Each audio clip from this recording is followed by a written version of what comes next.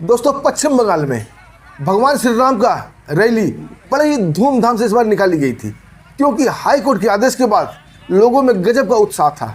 सभी लोग भगवा रंग में रंगे हुए, भगवा गमछा पहने हुए और जुलूस में एकदम बिल्कुल बेखौफ होकर जय श्री राम को उद्घोष करते हुए जा रहे थे।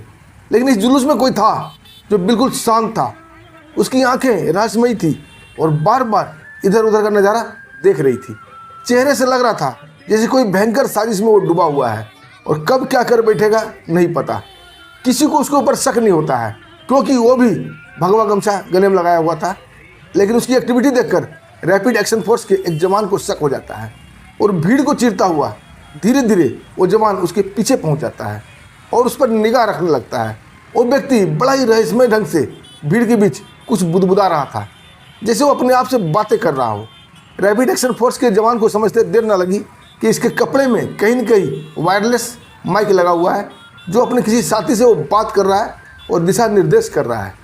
दोस्तों बिना सबूत के उस पर हाथ डाला नहीं जा सकता था, क्योंकि हंगामा मच जाता, क्योंकि श्री राम का जुलूस था और बंगाल में श्री राम जुलूस निकालना पहले से अलाउड नहीं था। वो धीरे से जाता है, अपने सीनियर ऑफिसर को बताता है कि अमुक आदमी पर मुझे शक है, लग रहा है ये कोई गतिविधि करने के चक्कर में है। दोस्तों इतनी भीड़ में उस आदमी को कैसे निकाला जाए, उसके ऑफिसर सोचने लगते हैं। जो वहाँ लोग कुछ विश्व हिंदू परिषद के थे, कुछ आरएसएस के थे, कुछ बजरंग दल के थे, उनमें से एक नेता टाइप लोगों को वो ऑफिसर धीरे से जाकर बताता है कि सर मुझे एक आदमी पर संदेह है, अगर आप लोग बुरा ना माने तो मैं उसकी तलाशी लेना चाहता हूँ, उसे पूछताछ करना चाहता हूँ। दोस्तों ये सुनते ही आरएसएस वाले को और विश्व हिंदू परिषद के वो नेता को शक हो जाता है।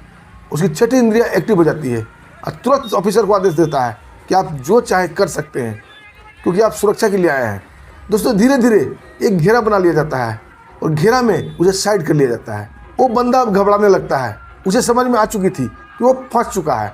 दोस्तों साइड ले जाकर जैसे उसकी तलाशी होती है और उसे पूछताछ किया जाता है।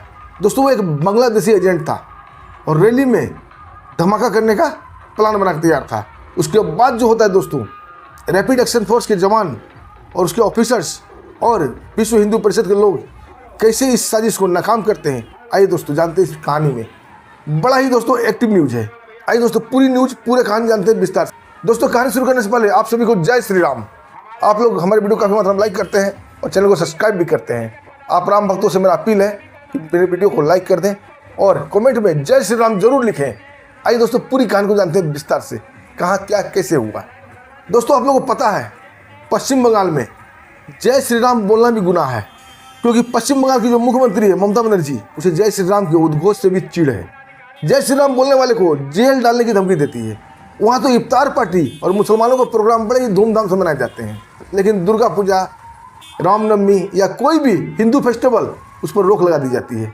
हर बार ऐसा ही होता है और राम भक्तों को आतंकवादी करार दे दिया जाता है, उन्हें विद्रोही बोला जाता है, उपद्रवी बोला जाता है।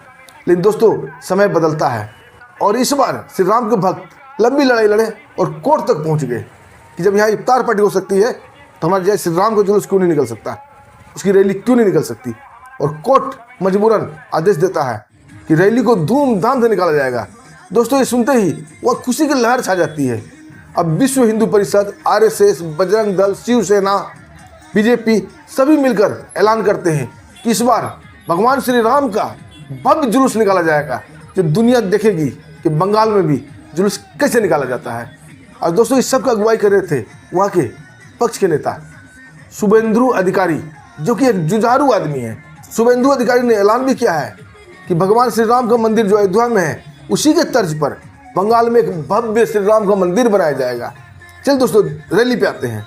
सभी धूमधाम से रैली निकाले थे। इस बार उम्मीद थी कि कम से कम पूरे बंगाल में 2000 रैलियाँ की जाएगी और 1.5 करोड़ लोग आने का उम्मीद किया जा रहा था, क्योंकि सब लोग उत्साहित थे। लेकिन ममता बनर्जी को चिढ़ हो रही थी, लेकिन कोर्ट का आदेश था, कुछ नहीं बोल पा रही थी, क्योंकि ममता बनर्जी अब ममता बनर्जी नहीं रही, वो ममता बानो बन चुकी है। उसका जहाँ तक दबाव चल रहा था वहाँ तक दबाव बनाती है पुलिस वाले के ऊपर। और पुलिस आयुक्त मनोज वर्मा, जो कि कोलकाता के पुलिस आयुक्त हैं, उन्हें आदेश देती है कि जुलूस तो निकलेगा, ठीक है, हमें कोई मतलब नहीं है, लेकिन कोई हथियार लेकर नहीं निकलेगा। दोस्तों हमने तो जब से जुलूस देखा है, जब से श्री राम की रैली देखी है, बाप दादा के ज़माने से भी हथियार से लैस होकर निकलती है। तलवार, भाला, लाठी, डंडा, पिस्टल, राइफल के साथ निकलती है और भव्य तरीके से निकलती है। लेकिन ममता बानो ने आदेश दे दिया पुलिस आयुक्त मनोज वर्मा को कि कोई भी हथियार लेकर नहीं निकलेगा। लेकिन कार सेवक फिर भी उदास नहीं होते हैं, बोले चलो हथियार ना सही, हम खाली हाथ ही जाएंगे और भगवान श्री राम का जुलूस भव्यता से निकालेंगे।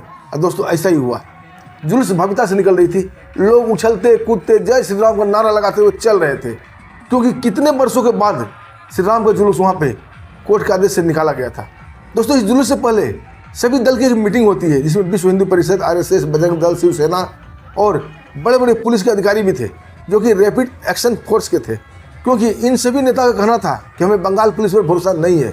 बंगाल पुलिस ममता बानो के हाथों बिक चुकी है और ममता बानो की कठपुतली बन चुकी है, इसलिए रैपिड एक्शन फोर्स को लिया जाता है। पर ऐसे नहीं लिया जाता है, उसके कुछ जवान श्री राम जुलूस में श्री राम भक्त बनकर, यानी कि भगवा ड्रेस पहनकर, भगवा गमछी लगाकर और जय श्री राम का नारा लगाते हुए उस जुलूस में चल रहे थे। लेकिन उनका मेन मकसद था, मेन उत्तरदायित्व था और मेन काम था सभी लोगों पर निगाह रखना, कौन क्या कर रहा है, किसका एक्शन क्या हो रहा है। दोस्तों इसी क्रम में एक रैपिड एक्शन फोर्स का बहादुर जवान का निगाह एक आदमी पर जाकर ठहर जाती है। वो आदमी बड़ा ही संदिग्ध लग रहा था, देखने में तो श्री राम का भक्त लग रहा था, क्योंकि भगवा वस्त्र पहना हुआ था, कंधे पर एक भगवा कलर का थैला लिया हुआ था, गले में रुद्राक्ष की माला थी, ललाट पर तिलक था, लेकिन वो बड़ा ही शांत दिख रहा था। उसकी आंखें रहस्यमयी दिख रही थी। लोग उछलते कूदते नाचते गाते जा रहे थे, लेकिन वो व्यक्ति चुपचाप चल रहा था और कभी कभी कुछ बुदबुदा रहा था। अब रैपिड एक्शन फोर्स वाले बहादुर जवान को ये समझते देर नहीं लगती है कि इसके शर्ट में या कपड़े में कहीं न कहीं वायरलेस लगा हुआ है, जिससे किसी दोस्त से ये बात कर रहा है और उसे दिशा निर्देश कर रहा है या उसका आदेश मान रहा है।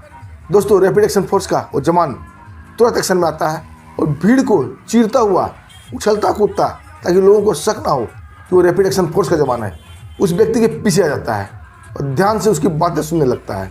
अब दोस्तों संदेह की कोई गुंजाइश नहीं रह गई थी, क्योंकि हो न हो कोई आतंकवादी था या कोई मुस्लिम पर्सन था या कोई न कोई बांग्लादेशी था जो कि यहाँ का माहौल बिगाड़ने का काम करने की कोशिश कर रहा था, या हो सकता है कोई बड़ा घटना को अंजाम देने की कोशिश में था। लेकिन दोस्तों एकाएक उस पर हाथ डाला नहीं जा सकता था, क्योंकि और भी राम भक्त इससे बिगड़ जाते हैं और माहौल ख़राब हो जाता है और इतनी भीड़ को संभालना मुश्किल हो जाता है। वो सीधा अपने ऑफिसर के पास जाता है और अपने ऑफिसर को बताता है कि सर एक आदमी पर मुझे शक है, वो आदमी मुझे हिंदू नहीं लग रहा है, भले ही पहनावा उसका हिंदू का हो और बड़ा ही संदिग्ध लग रहा है। दोस्तों ये सुनकर उस ऑफिसर के भी हाथ पांव फूल जाते हैं, क्योंकि दक्षिण बंगाल के पुलिस महानिदेशक को पहले ही खुफिया विभाग से जानकारी मिल चुकी थी कि जुलूस में माहौल को बिगाड़ा जाएगा और स्वार्थ को बिगाड़ा जाएगा, इसलिए वो भी अलर्ट मोड में थे, सभी पुलिस वाले को अलर्ट कर दिए थे। अब दोस्तों रैपिड एक्शन फोर्स का वो ऑफिसर्स अपने जवान को लेकर वहाँ के एक नेता के पास जाता है जो कि भीड़ को कंट्रोल कर रहे थे, और उनको साइड में बुलाकर सारी वस्तुस्थिति सारी बात समझाता है। दोस्तों नेता एक साथी को बुला लेता है और 2-3 लोगों को बुलाकर एक गुप्त मंत्रणा करता है और रैपिड एक्शन फोर्स के ऑफिसर को बोलता है कि आप स्वतंत्र हैं, उसकी तलाशी ले सकते हैं, हम लोग भी आपके साथ चलेंगे। और दोस्तों वो ऑफिसर अपने जवान को इशारा करता है और जवान दूसरे जवानों को इशारा कर देता है जो कि कोड वर्ड में था। सभी जवान उस व्यक्ति को धीरे धीरे अपने घेरे में ले लेते हैं ताकि भीड़ को कोई शक ना हो और भीड़ में उथल पुथल ना मचे, और धीरे धीरे उसे साइड करना शुरू कर देते हैं। अब उस आदमी को शक हो जाता है कि हम फंस चुके हैं। अब वो भागने की फिराक में था, भागने की कोशिश करता है, लेकिन इसी बीच रैपिड एक्शन फोर्स के जवान उसे पकड़ लेते हैं और मजबूती से उसका दोनों हाथ थाम कर धीरे से उसे साइड कर देते हैं। और दोस्तों उसे साइड में लाकर जब उसे पूछताछ की जाती है तो उसके लैंग्वेज से पता चल रहा था कि वो कोई बांग्लादेशी है, लेकिन वो अपने आप को बीजेपी के कार्यकर्ता बता रहा था, बोल रहा था हम संघ से जुड़े हुए हैं। जब नेता लोग जो कि RSS के थे और बीजेपी के थे, वो जब उनसे पूछते हैं पर उस राम का जन्म कब हुआ था, कहाँ हुआ था, और उसे कई धार्मिक प्रकरण पूछा जाता है, दोस्तों उसका जवाब वो नहीं दे पाता है। फिर ये बोलते हैं कि तुम जब अगर बीजेपी कार्यकर्ता हो और संघ के हो, तुम्हें तो ये सब पता होना चाहिए, इसका मतलब तुम हिंदू हो ही नहीं। दोस्तों जब उसकी जम की कुटाई होती है तो सारा राग अलापना शुरू कर देता है। तब पता चलता है दोस्तों वो एक बांग्लादेशी है और उसे 5 लाख में खरीदा गया है। वो अकेला नहीं है, उसके साथ उसके एक दोस्त और है। जब दोस्तों वो पूरी प्लानिंग बनाता है कि बम विस्फोट करने का प्लान था, दोस्तों ये सुनकर सबके हाथ पांव फूल जाते हैं। जब उसकी फिर से कुटाई होती है तो वो बताता है कि हमारे थैले में रिमोट था और हमारा दोस्त एक जगह बम लगा रहा है, जब हमारा जुलूस गुजरते हुए उस स्थान पर जाता तो मैं रिमोट दबा देता और बहुत ज़्यादा लोग इसमें मारे जाते, क्योंकि बम बहुत शक्तिशाली था। जब उसे पूछा जाता है कि तुम लोग क्या बातें कर रहे थे, तो वो बता रहा था कि हम जुलूस में थे, उसे बता रहे थे जुलूस कहाँ कहाँ पहुँचा है, कब कब किधर किधर से गुजर रहा है। और कब वहाँ पहुँचेगा। जैसे ही वहाँ पहुँचने वाला होता हम इस भीड़ से निकल जाते और रिमोट दबा देते और बम विस्फोट हो जाता और अधिक से अधिक राम भक्त मारे जाते। दोस्तों, जब उसकी तलाशी ली जाती है तो उसके झोले में एक पिस्टल निकलता है और कई मैगजीन निकलते हैं जो कि कारतूस से भरे हुए थे, और उसके साथ एक रिमोट भी निकलता है जो कि रुद्राक्ष की माला उस पर लपेटा हुआ था। यानी एक नज़र में देखने से वो पता नहीं चल रहा था कि वो रिमोट कंट्रोल है। दोस्तों, रैपिड एक्शन फोर्स का वो ऑफिसर जुलूस में जितने भी रैपिड एक्शन फोर्स के जवान थे उन्हें इशारा कर देता है, उन्हें बता देता है कि जुलूस को जितना हो सके धीरे धीरे लेके चलना है। वो जवान सभी आगे आ जाते हैं और बिल्कुल मंद गति से आगे चल रहे थे, और इधर कुछ नेता, कुछ जुझारू बहादुर कार्यकर्ता और रैपिड एक्शन फोर्स के ऑफिसर अपने कुछ जवान को लेकर, उस आदमी को लेकर उस स्थान पर जाते हैं जहाँ की बम लगाया गया था। दोस्तों, वहाँ जो बम लगाने वाला आदमी था जो कि इस बांग्लादेशी का दोस्त था, वो भी बांग्लादेशी था। जैसे ही वो इन सबको देखता है वो समझ जाता है कुछ न कुछ गड़बड़ हो चुका है और वो भागने की कोशिश करता है, लेकिन बहादुर रैपिड एक्शन फोर्स के जवान उसे पकड़ने के लिए दौड़ते हैं। तब तक वो फायरिंग शुरू कर देता है। बहादुर जवान भी फायरिंग करते हैं और वो फायरिंग में मारा जाता है। दोस्तों, बम स्क्वाड वाले आते हैं और सारे बम को वहाँ मिट्टी से खोद कर निकाल लेते हैं, और बम स्क्वाड वाले बताते थे कि बहुत ही पावरफुल, बहुत ही शक्तिशाली बम है, इसे सैकड़ों लोगों की जान जा सकती थी। उसके बाद रैपिड एक्शन फोर्स का जवान बोलता है कि सर, इस बांग्लादेशी क्या किया जाए। रैपिड एक्शन फोर्स के साहब बोलते हैं इसका क्या अचार डालना है, इसे भी निपटा दो। और वो जवान उसे भी ठक से ठोक देता है और घोषित कर दिया जाता है कि एनकाउंटर में 2 बांग्लादेशी मारे गए जो कि यहाँ बम लगा रहे थे। और दोस्तों, उस बहादुर जवान को बहादुरी का इनाम देने का घोषणा किया जाता है। ये इनाम तो बाद में मिलता, 26 जनवरी या 15 अगस्त को मिलता, लेकिन उसे पहले ही शुभेंदु अधिकारी के द्वारा उसे 51,000 रुपये का चेक दिया जाता है। और वहाँ जितने भी बड़े बड़े नेता थे, विश्व हिंदू परिषद के, RSS के, बजरंग दल के, सब ने कुछ न कुछ उसे इनाम दिया। उसके बाद एक बार जोर से फिर जय श्री राम का उद्घोष होता है, जय श्री राम का नारा गूंजता है और जुलूस फिर से निकल पड़ती है दोस्तों। और बहादुर जवान फिर से अपने काम में लग जाते हैं ताकि और कोई घुसपैठिया, और कोई आतंकवादी, और कोई बांग्लादेशी माहौल को ना बिगाड़े। दोस्तों, आपको क्या कहना है इस वीडियो पर कमेंट में जरूर लिखिएगा और जय श्री राम लिखना ना भूलिएगा।